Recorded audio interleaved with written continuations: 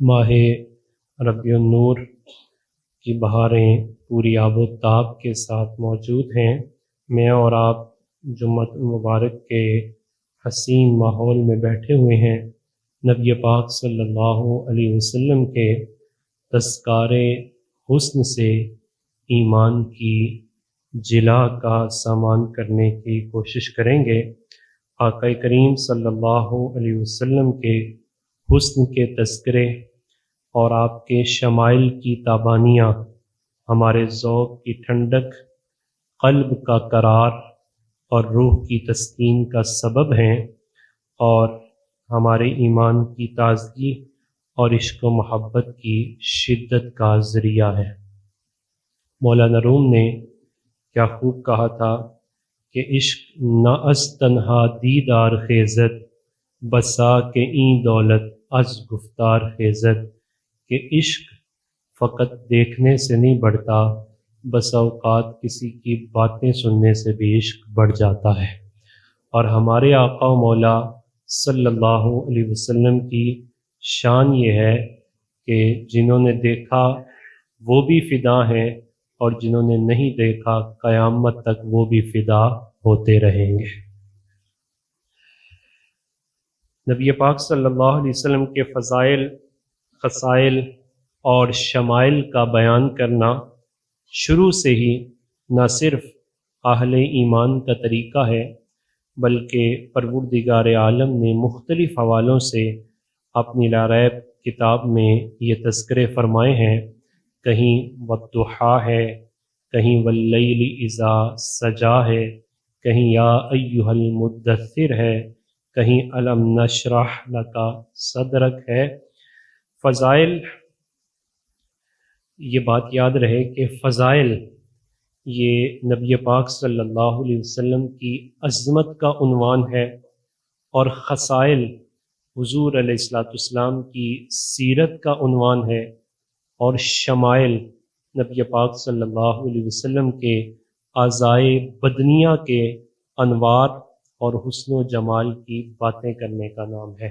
तो गोया ये तीन उन्वानात से सीरत स्टडी होती है, या तो फ़ज़ाइल व अज़मत के एतबार से, या ख़साइल व आदात के एतबार से, या फिर शमाइल के एतबार से। तो शमाइल में तज़किरा होगा हुस्ने ज़ाहरी का और हुस्ने बातनी का, यानी जिनका ताल्लुक़ आज़ाए ज़ाहरिया और आज़ाए बातनिया के साथ होगा। 1400 साल से ये सारे उन्वानात, ये आज की कहानी नहीं, 1400 साल से ये सारे उन्वानात मुहद्दिसीन, आइम्मा, फ़ुक़हा और उलमा की दिलचस्पी के उन्वान रहे हैं और क़यामत तक उशाक उनके तज़किरा जमाल आरा से अपनी मोहब्बत को बढ़ाते रहेंगे। शेख अब्दुल्ला सिराज शामी लिखते हैं, अन्ना ज़िक्र शमाइलिही, कि नबी अलैहिस्सलाम के शमाइल यानी हुजूर के हुस्न ज़ाहरी व बातनी का तज़किरा, आज़ाए नबवी का तज़किरा, व समाअ औसाफ़िही, और आपके औसाफ को सुन लेना, व नुऊतिही, और उस हुजूर की नात बयान करना, तहया क़ुलूबल मुहिब्बीना व ततरुब अरवाहहुम व उक़ूलहुम व यज़दादु हुब्बहुम व ततहर्रकु इश्तियाक़हुम, कि आपकी सीरत व सूरत के तज़किरों से और आपके औसाफ के समा से अहले मोहब्बत के दिलों को ज़िंदगी मिलती है और उनकी अरवाह खुशी से मचल उठती हैं और उनकी मोहब्बत में इजाफ़ा और शौक़ में जिला पैदा हो जाती है। नबी पाक सल्लल्लाहु अलैहि वसल्लम के ज़िक्र में अल्लाह सुब्हानहु तआला ने ये चाशनी, ये हलावत, ये मिठास और ये रूहानी ताकत रखी हुई है।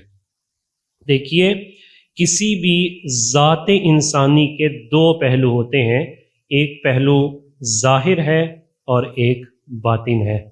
ज़ाहिर को जब ताबीर किया जाता है तो उसे शख्स कहा जाता है, और अगर बातिन से उसे ताबीर किया जाए तो उसे शख्सियत कहते हैं। उमूमन ये लफ्ज़ बोला जाता है कि ये शख्स अपनी शख्सियत के एतबार से ही बड़ा हसीन है। तो शख्स उसकी ज़ाहिर पर उसका इतलाक़ किया जाता है اور شخصیت کا اس کے باطن پر اطلاق ہوتا ہے۔ اسی طرح ظاہر کو صورت اور باطن کو سیرت سے تعبیر کیا جا سکتا ہے۔ ظاہری پہلو اعضاء سے تشکیل پاتا ہے، یعنی سر سے لے کر پاؤں تک تمام اعضاء کے باہمی تعلق اور جوڑ سے جو شکل و حیت بنتی ہے اسے صورت اور شخص کہا جاتا ہے۔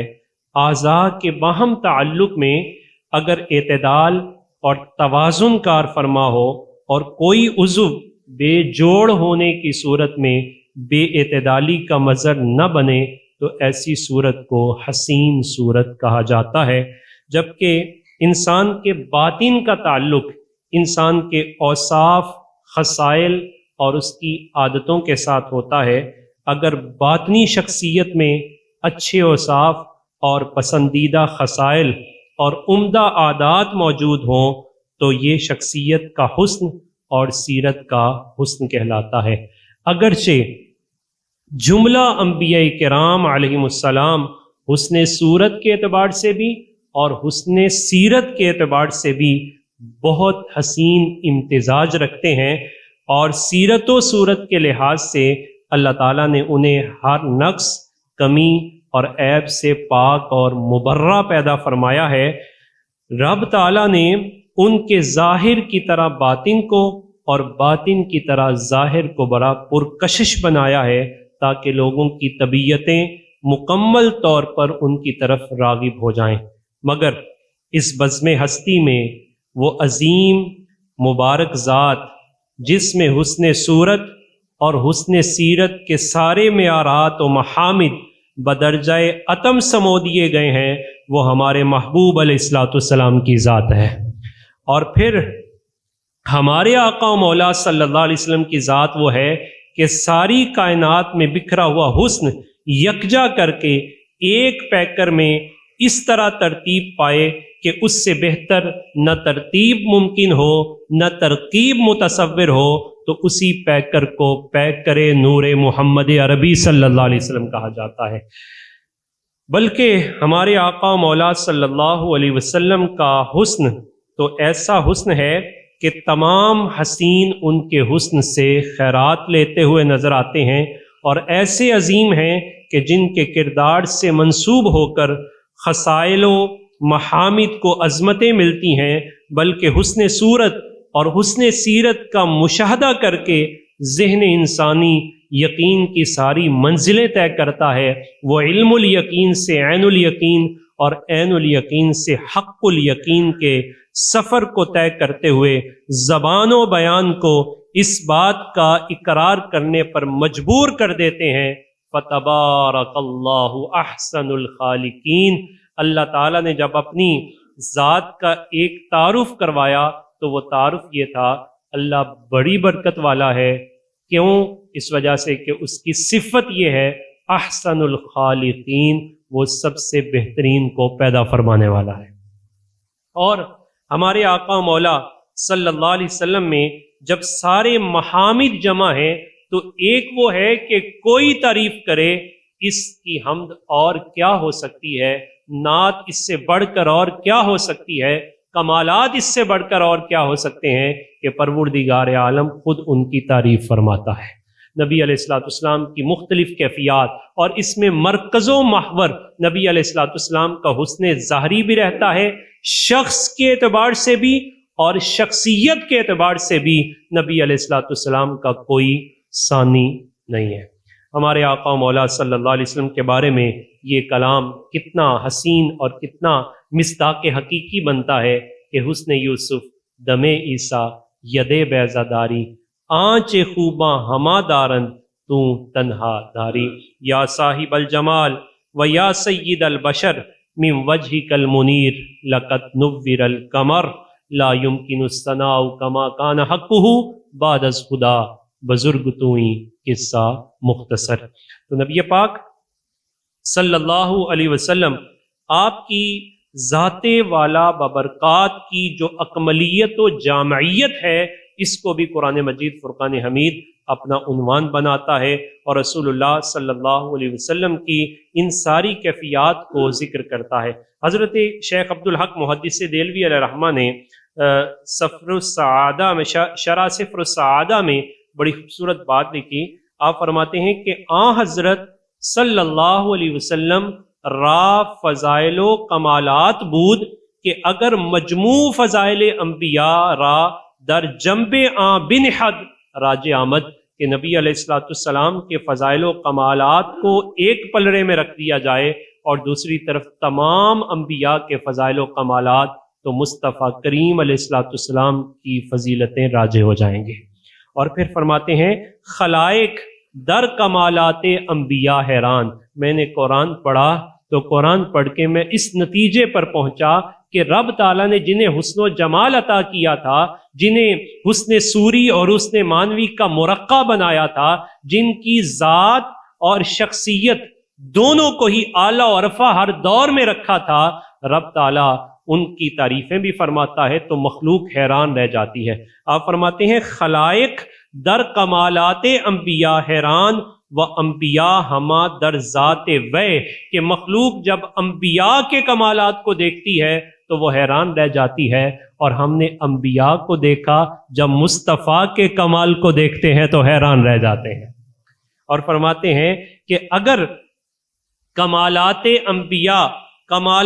انبیاء دیگر محدود و معین، ہم نے قرآن پڑھا تو نتیجہ یہ نکلا کہ باقی انبیاء کے کمالات محدود بھی ہیں، معین بھی ہیں، لیکن اما اینجا تجدد و تعین نہ گنجد، فرمایا حضور کی ذات وہ ذات ہے کہ جہاں گنتی ہو ہی نہیں سکتی۔ وہ جناب اعظم نے کیا خوبصورت کلام کیا تھا، وہ فرماتے ہیں کہ کیڑا ایتھے گن گن دسے، کیڑا ایتھے گن گن دسے جتھے گنتی مک جاوے۔ اعلیٰ حضرت فرماتے ہیں تیرے تو وصف ہے عیب تناہی سے بڑی، حیران ہوں میرے شاہ میں کیا کیا کہوں تجھے۔ تو پھر خود اسی کی ترجمانی کی، اتنا تو کہہ سکتا ہوں نا، سب سے اولا و اعلیٰ ہمارا نبی، سب سے بالا و والا ہمارا نبی، کرن و بدلی رسولوں کی ہوتی رہی اور چاند بدلی کا نکلا ہمارا نبی۔ تو نبی پاک صلی اللہ علیہ وسلم کی ذات والا ببرکات کے بارے میں حضرت شیخ عبدالحق محدث دہلوی فرماتے ہیں خیال و قیاس را بدر کے کمال ویرا نبود، کہ نبی علیہ السلام کو اللہ تعالیٰ نے جو اوصاف عطا فرمائے ہیں وہ اوصاف ایسے ہیں کہ جنہیں عقل کا کوئی پیمانہ پرکھ سکتا نہیں ہے، کہ کسی عقل کے پیمانے پر انہیں پرکھا نہیں جا سکتا۔ اور فرمایا کہ یہ تو آج کی بات ہے، اگر کوئی آج مان لے تو اس کی خوش قسمتی، نہ بھی مانے تو کل قیامت کے دن ماننا پڑے گا۔ اعلیٰ حضرت فرماتے ہیں آج لے ان کی پناہ، آج مدد مانگ ان سے، پھر نہ مانیں گے قیامت میں اگر مان گیا۔ فرمایا آج اگر کسی کو شک ہے، کل قیامت والے دن جب نبی علیہ السلام میدان محشر کا دولہا بن کے تشریف لائیں گے اور مقام محمود پر جلوہ فروز ہوں گے، تو بڑے بڑے وقت کے فرعون بھی آپ کی عظمت کو شان کو مان لیں گے۔ نبی علیہ السلام نے خود اپنی وہ شان بیان کرتے ہوئے ارشاد فرمایا لوگو انا اول الناس خروجا اذا بعثوا، جب لوگوں کو اٹھایا جائے گا تو سب سے پہلے مجھے اٹھایا جائے گا۔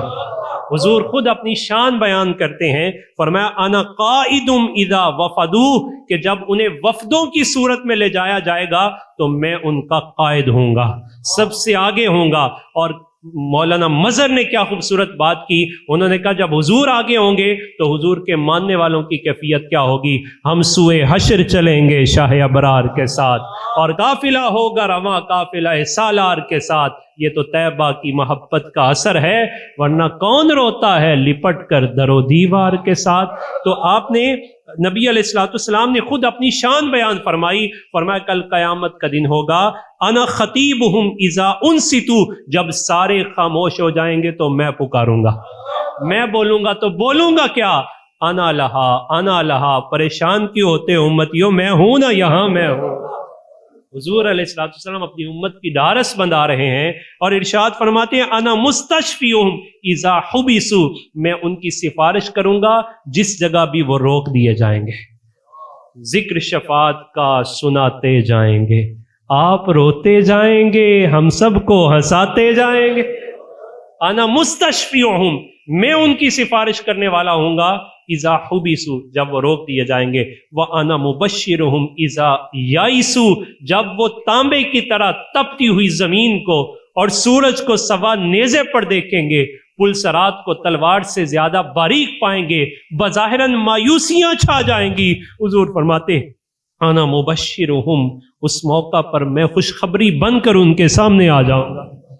حشر کے دن ہر نظر کانپ اٹھے گی، خوف سے ہر کلیجہ دہل جائے گا، اور کر کالی کملی وہ آ جائیں گے، حشر کا سارا نقشہ بدل جائے گا۔ حضور فرماتے ہیں انا مبشرہم اذا یائسوا، میں ان کو خوشخبریاں دوں گا جب وہ نا امیدی کی طرف جا رہے ہوں گے۔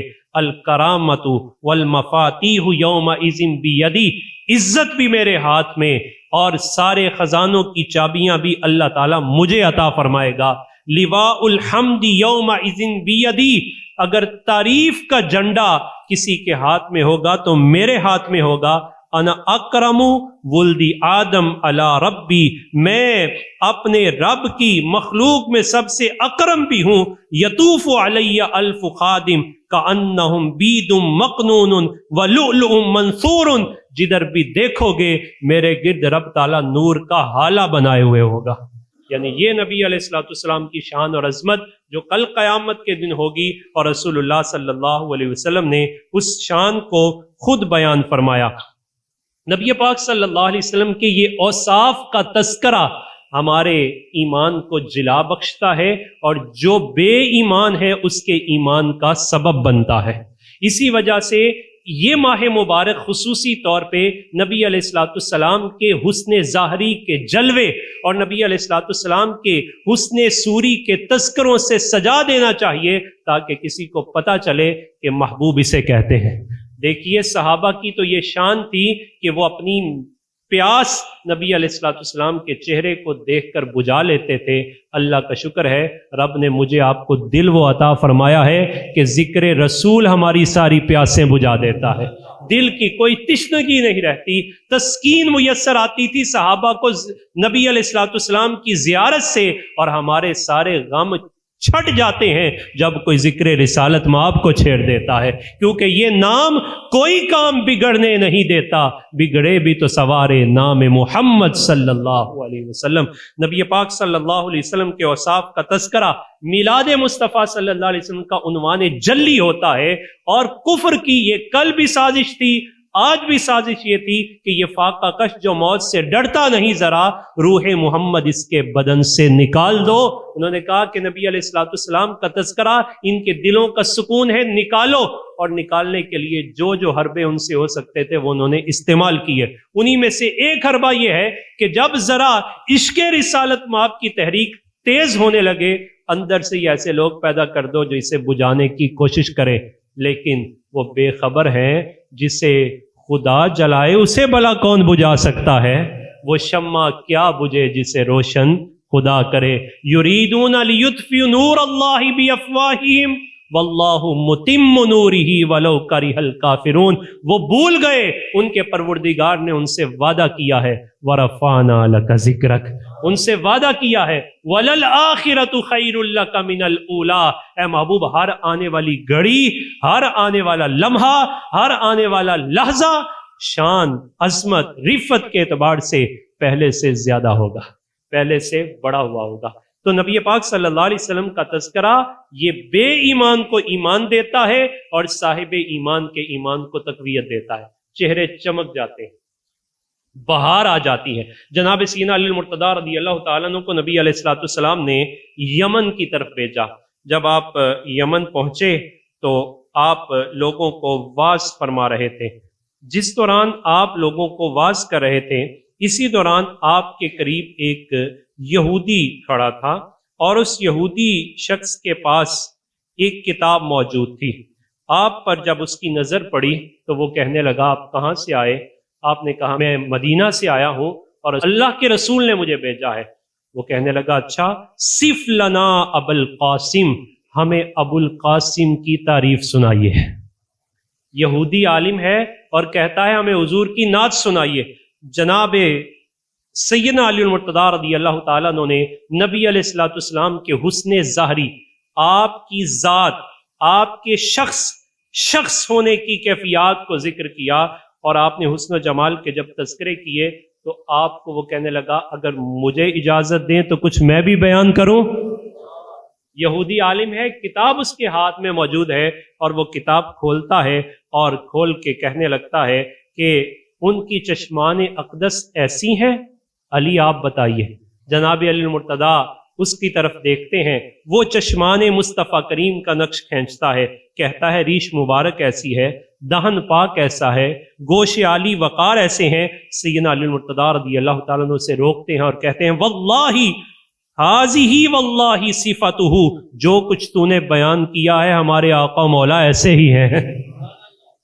وہ بیان کرتا چلا جا رہا ہے، وہ کہنے لگا فإنی اجد هذه الصفة فی سفر آبائی، علی اب آپ مجھ سے پوچھیں گے ہمارے پاس نبی علیہ الصلوۃ والسلام کے ایسے تذکرے کہاں سے آئے، تو میں آپ کو بتاتا ہوں یہ کتاب نسل در نسل ہمارے پاس آ رہی ہے، اس میں نبی پاک کے تمام سراپے کا تذکرہ موجود ہے، اور اس کتاب کے اندر یہ بھی لکھا ہوا ہے کہ ان کی ولادت حرم مکہ میں ہوگی، پھر ہجرت کر کے مدینہ میں آئیں گے اور مدینہ کو بھی حرم بنا دیں گے، وہاں انصار ان کا تعلق فلاں خاندان سے ہوگا۔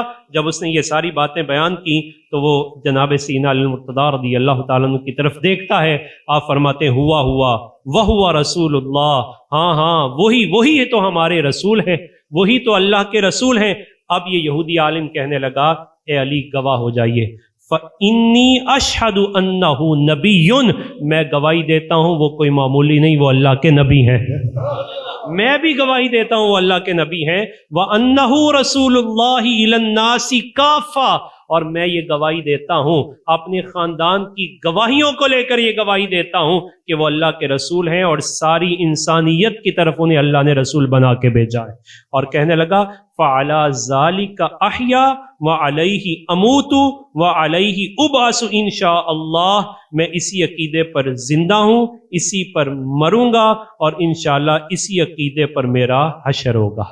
تو پتہ چلا کہ نبی پاک صلی اللہ علیہ وسلم کے اوصاف کا تذکرہ جناب سیدنا علی المرتضیٰ رضی اللہ تعالیٰ عنہ کے ایمان کو تقویت دیتا ہے، اور اندر ایک بھانبڑ مچلتا ہے کہ آپ حضور کی نعت سن کے واہ ہوا واللہ کہہ رہے ہیں، اور ادھر یہودی عالم جب نبی علیہ الصلوۃ والسلام کی شان کی تصدیق پاتا ہے تو ایمان لے آتا ہے۔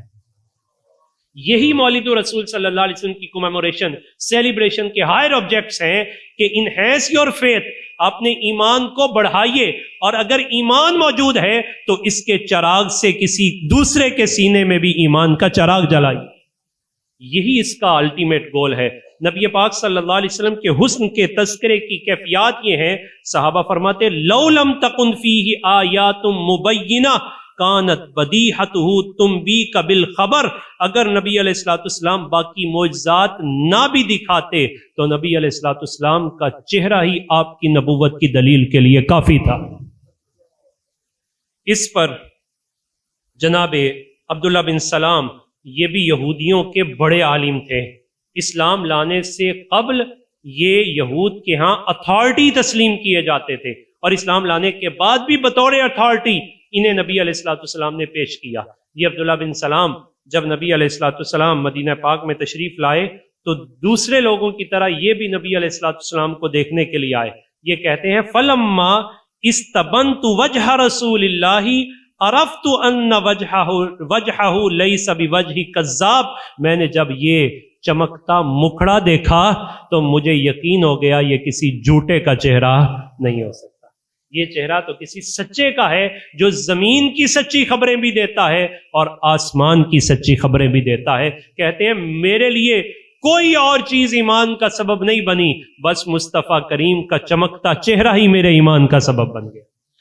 سمامہ بن اسال یہ یمامہ کے سردار ہیں، اور نبی علیہ الصلوۃ والسلام نے نجد کی طرف ایک لشکر روانہ کیا، اور وہ لشکر راستے میں سمامہ بن اسال کو گرفتار کر کے لے آئے۔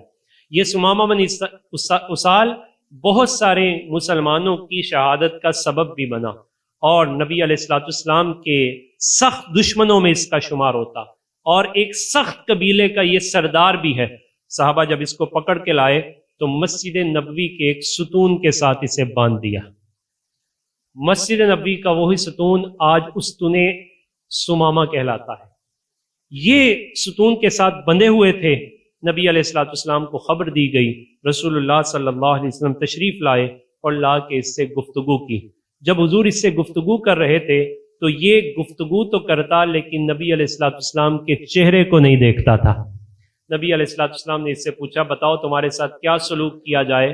تو اس نے کہا، یا تو مجھے قتل کر دیا جائے، اگر قتل کیا گیا تو میں بھی قاتل ہوں، ایک قاتل کو قتل کر دیا گیا، اور اگر مجھے آپ چھوڑنا چاہیں تو کچھ عوض لے لیں اور چھوڑ دیں، بدل ہو جائے گا۔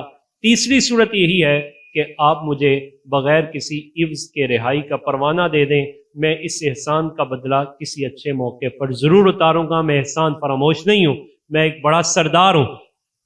نبی علیہ الصلوۃ والسلام نے اس کی گفتگو کو سنا اور تشریف لے گئے۔ دوسرے دن پھر تشریف لائے، بات کرتا لیکن رسول اللہ صلی اللہ علیہ وسلم کے چہرے کی طرف نہیں تکتا۔ تیسرا دن ہوا، پھر بات کرتا تو نبی علیہ الصلوۃ والسلام نے اسے کہا، ذرا ادھر بھی تو دیکھو نا، ذرا دیکھ کے بات کرو اور جواب دو۔ اس نے نہ دیکھا۔ نبی علیہ الصلوۃ والسلام نے حکم جاری کیا، اسے کھول دیا جائے۔ صحابہ بھی ورطہ حیرت میں مبتلا، خود بھی حیران، واقعی کھول دیا گیا۔ جب کھولا گیا تو اس نے اب سوچا، دل میں خیال آیا کہ جس کی طرف قید و بند میں نہیں دیکھا تھا، آزادی میں دیکھ نہ لیا جائے۔ نبی علیہ الصلوۃ والسلام کے رخ انور کو دیکھا، اب قدم تیزی سے مسجد نبوی سے باہر نکال رہا ہے۔ صحابہ فرماتے ہیں کہ یہ خود بعد میں ہمیں بیان کرتے ہیں، اس دن میرے قدم تو آگے جا رہے تھے، دل پیچھے آ رہا تھا۔ ایک نظر نبی علیہ الصلوۃ والسلام کے چہرے انور کی طرف بس میں نے دیکھا تو دیکھتے ہی میں رہ گیا۔ وہ کیا جناب اعظم نے کہا تھا، تو اجے میرا محبوب نہیں ڈٹھا، تو اجے میرا محبوب نہیں ڈٹھا، جنوں ویکھ کے چن شرماوے، ادھی راتی دن چڑھ جاوے، ادھی راتی دن چڑھ جاوے، جے او رخ تو نقاب اٹھاوے، بجلی ڈردی لشک نہ مارے، متے بے ادبی ہو جاوے، توبہ توبہ حسن سجن دا، توبہ توبہ حسن سجن دا، چال نہ چلی جاوے۔ جناب سمامہ بن اسال کہتے ہیں کہ نبی پاک صلی اللہ علیہ وسلم کی طرف جب میں نے ایک نظر دیکھا تو دیکھنے کے بعد اب قدم تو باہر تھے لیکن دل پیچھے کی طرف جا رہا تھا۔ تیزی سے ایک قریب کنویں پہ گئے، غسل کیا، اور غسل کرنے کے بعد پھر مسجد نبوی میں آ گئے۔ اب جب یہ مسجد نبوی میں داخل ہو رہے تھے تو نبی علیہ الصلوۃ والسلام نے اب ان کی طرف دیکھا تو دیکھ کے پوچھا، سمامہ ہم نے تو تمہیں چھوڑ دیا تھا، تم پھر آ گئے؟ عرض کرنے لگے، چھوڑا تو ہے لیکن اپنا بنا کے چھوڑا تھا نا، آپ نے چھوڑ تو دیا لیکن اپنا بنا کے چھوڑا ہے۔ مر ہی جاؤں جو اس در سے جاؤں دو قدم، کیا بچے بیمار غم قرب مسیحا چھوڑ کر، اب میں جاؤں تو کہاں جاؤں، اب سب کچھ میرا یہیں موجود ہے، اب اس در سے میں نہیں جاؤں گا۔ نبی علیہ الصلوۃ والسلام کی بارگاہ میں عرض کرنے لگے، حضور مجھے کلمہ پڑھائیے۔ نبی علیہ الصلوۃ والسلام نے کلمہ پڑھایا، کلمہ پڑھا کے اسلام میں داخل ہوئے۔ اب عرض کرنے لگے، حضور میں کچھ عرض کرنا چاہتا ہوں، اگر آپ اجازت دیں تو میں کچھ کہوں؟ فرمایا ہاں کہو۔ کہا، حضور آپ کی نظر کا کمال ہے، ایک نظر آپ نے دیکھا تو حضور کمال یہ ہوا، جب میں یہاں آیا تھا تو آپ سے چہرے کے مبارک، آپ کی ذات کے مبارک وہ کلمات تھے جو میں نہیں کہہ سکتا، اور اب جب آپ نے دیکھا اور میں نے بھی آپ کی نظر کی طرف دیکھا، نظر ملی تو دل میں یوں اترے، اب کائنات میں آپ جیسا حسین کوئی لگتا ہی نہیں ہے، اب میری نگاہوں میں جچتا نہیں کوئی، جیسے ہیں میری سرکار ویسا۔ فرماتے ہیں کہ میں حضور واللہ ما کان علی الارض وجہ ابغض الی من وجہک فقد اصبح وجہک احب الوجوہ الی، خدا کی قسم اس وقت سب سے محبوب چہرہ مجھے آپ کا لگتا ہے۔ دوسری بات کی، فرمایا واللہ ما کان من دین ابغض الی من دینک فاصبح دینک احب الدین الی، جب تک میں اسلام کے دامن میں نہیں آیا تھا اس وقت تک سب سے برا دین مجھے اسلام لگتا تھا، اب اسلام میں آیا ہوں تو اس سے اچھا کوئی لگتا ہی نہیں ہے۔ تیسری بات کی فواللہ ما کان من بلد ابغض الی من بلدک فاصبح بلدک احب البلاد الی، کہ جب تک میں مدینے آیا ہی نہیں تھا تو سب سے بغض زیادہ مدینے کا تھا، اب آیا ہوں تو مدینہ ہی سب سے حسین لگتا ہے۔ ہمارے لیے سبق کیا ہے؟ پہلی بات تو یہ کہ نبی پاک صلی اللہ علیہ وسلم کے چہرہ انور کی طرف دیکھنا ان کے ایمان کا سبب تھا، جو دیکھ سکتے تھے۔ آج مصطفیٰ کریم علیہ الصلوۃ والسلام کے چہرے کے حسن و جمال کا تذکرہ صاحب ایمان کے ایمان کو حلاوت دیتا ہے، اور بے ایمان کے سامنے پڑا جائے جیسے یہودی عالم دیکھا نہیں، صرف تذکرے کی تصدیق پائی تو تصدیق پا کر صاحب ایمان ہو گیا۔ بات صرف اتنی سی ہے، کوئی بیان کرنے والا ہونا چاہیے۔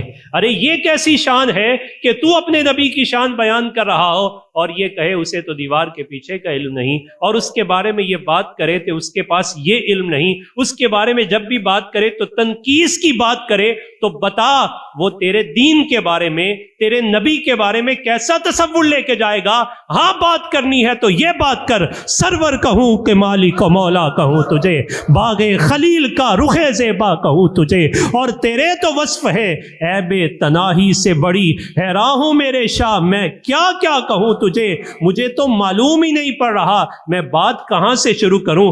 آپ کی انگشت ہائے مبارک کی بات کروں کہ جب وہ انگشت ہائے مبارک بھوکوں کے پاس جاتی ہے تو وہاں دودھ کی نہریں جاری ہو جاتی ہیں، جب وہ پیاسوں کے پاس جاتی ہے تو وہاں پانی کی ندیاں جاری ہو جاتی ہیں۔ آج حضرت نے اس پر کلام کیا، فرمایا کسی نے کہا فلاں علاقے کا پانی بڑا اچھا، کسی نے کہا زمزم بڑا اچھا، فرمایا میں تو یہ کہوں گا سب سے اچھا پانی تو وہ ہے کہ جو مصطفیٰ کریم کی انگشتہائے مبارک سے جاری ہوا ہے۔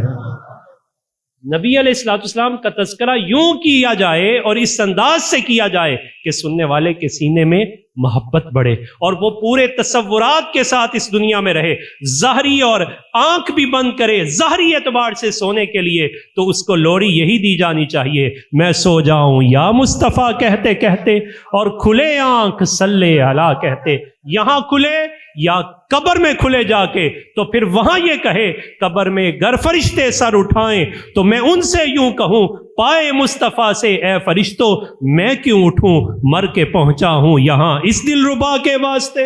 جن کی نعتیں سنتا تھا آج ان کا دیدار مجھے مل رہا ہے۔ تو یہ جناب ثمامہ بن اسال نے سبق دیا کہ پہلی بات تو یہ ہے کہ جب حضور کا کلمہ پڑھ لیا تو اب حضور سے بڑھ کر کوئی محبوب ہونا نہیں چاہیے۔ دوسرا سبق یہ دیا جب حضور سے محبت کا دعویٰ کر لیا، کلمہ پڑھ لیا حضور کا، اب تمہارے نزدیک سب سے اعلیٰ دین ہونا چاہیے تو اسلام ہونا چاہیے۔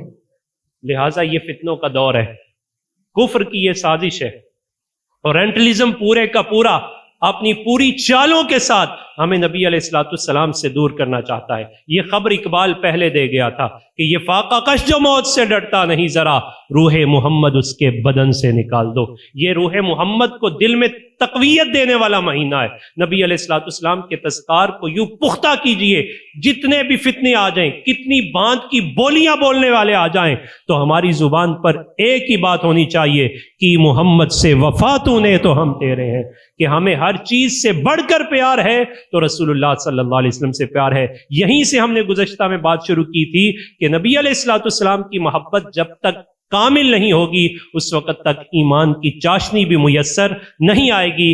لا یؤمن احدکم حتی اکون احب الیہ من والدہ وولدہ والناس اجمعین۔ محمد کی محبت دین حق کی شرط اول ہے، اسی میں ہو اگر خامی تو ایمان نامکمل ہے۔ ثمامہ بن اسال نے 3 پیغام دے دیے، سب سے بڑھ کر پیار حضور کی ذات سے، سب سے بڑھ کر پیار حضور کے دین مذہب اسلام سے، اور سب سے بڑھ کر پیار حضور کی نسبت سے کرنا ہے۔ اور حضور کی نسبت سے مدینہ کیوں پیارا لگا؟ اس وجہ سے کہ مدینہ حضور کا مسکن ہے، نبی علیہ الصلوۃ والسلام کی ہر جہت سے، ہر انداز سے، ہر نسبت سے پیار یہ ماہ ربیع النور شریف کا تحفہ ہے۔ کوشش کیجئے کہ اس تحفے کو اپنے دل کے اندر بھی اور اپنی نسلوں کے دل کے اندر بھی منتقل فرمائیے۔ اللہ تعالیٰ